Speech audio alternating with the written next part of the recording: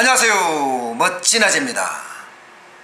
여러분, 적자 국채 논란이 점점 확대되고 있죠. 신재민 전 기획재정부 사무관이 연일 폭로를 하고 있어요. 적자 국채를 발행을 해서 박근혜 정부의 국가 채무 비율을 올려라, 이렇게 얘기했다는 게 핵심입니다. 기획재정부는 사실이 아니다 하면서 신재민 전 사무관을 검찰에 고발까지 했습니다. 근데 이게 왜 이렇게 논란이 되느냐? 쉽게 말하면요, 박근혜 정부 말기에 GDP, 국민총생산 대비 국가 채무 비율을 높이는 거죠. 그래서 그때 채무 비율은 많았는데 우리는 채무 비율을 이만큼 줄였다, 이런 속셈 아닐까요? 참 한심한 발상입니다. 진짜 한심한 발상이에요. 이게 나라다운 나라인가요? 솔직히 잘 모르겠습니다.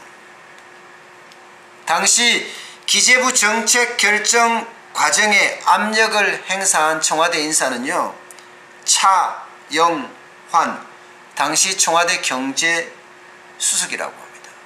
현재는 국무조정실의 2차장을 맡고 있고요. 이게 사실이라면요, 진짜 어마어마한 일을 벌인 거예요.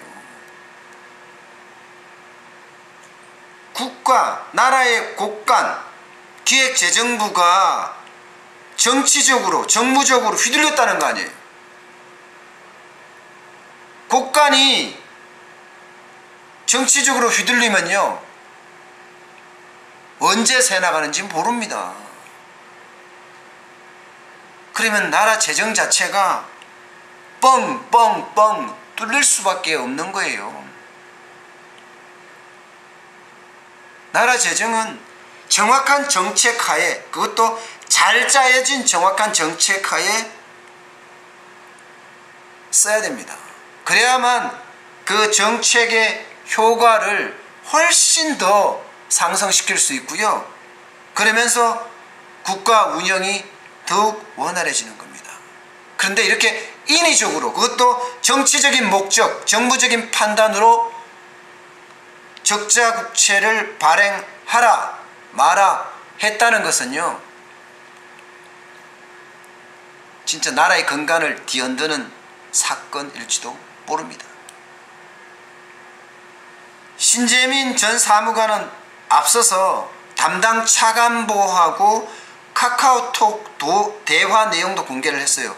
그 카톡 내용에 따르면 핵심은 2017년 국가 채무 비율을 덜 떨어뜨리는 겁니다 라고 카톡에서 언급을 했습니다.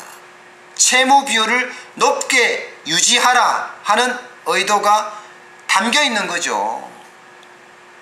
아니, 나라 빚을 줄여야 할 재정관리관이 참 채무 비율을 낮추지 말라고요? 이거 납득됩니까? 와,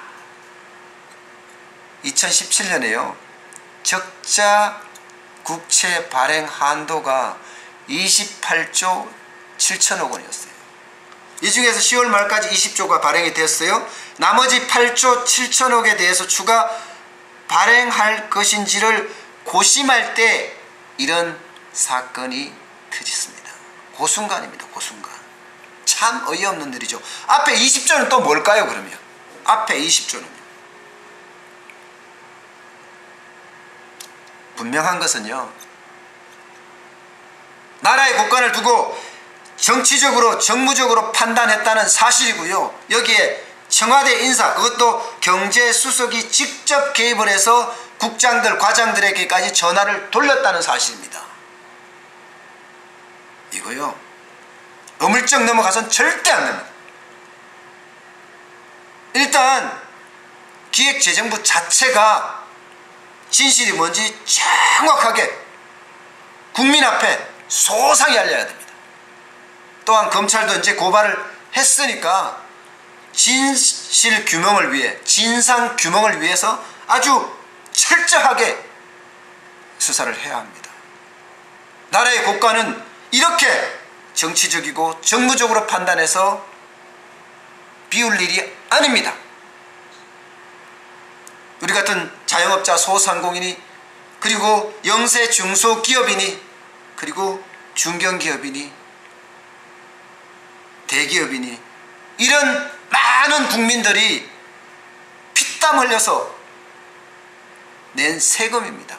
그 세금이 곳간에 채우고 있는데 그 곳간을 한두 사람의 입김으로 정치적으로 마음대로 하겠다는 건가요? 박근혜 정부 때보다가 채무 비율을 높여서 어떻게 하자는 겁니까? 우리는 그만큼 낮췄자고 자랑하자고 하는 거예요? 이게 나라다운 나라입니까? 참 답답하고 한심할 따름입니다. 오늘 여기까지 하겠습니다. 고맙습니다.